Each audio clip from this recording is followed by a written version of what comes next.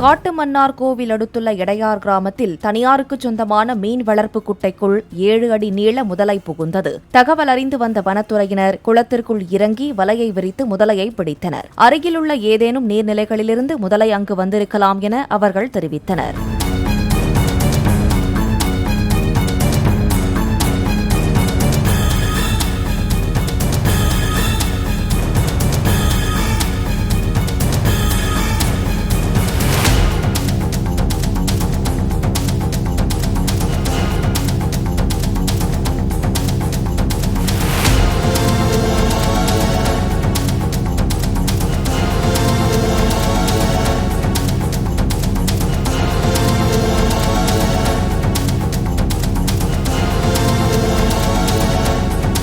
Play store மற்றும் app ஸ்டோரில் இருந்து பாலிமர் செயலியை QR கோடு மூலம் பதிவிறக்கம் செய்யுங்கள். செய்திகளை உடனுக்குடன் பெறுங்கள்.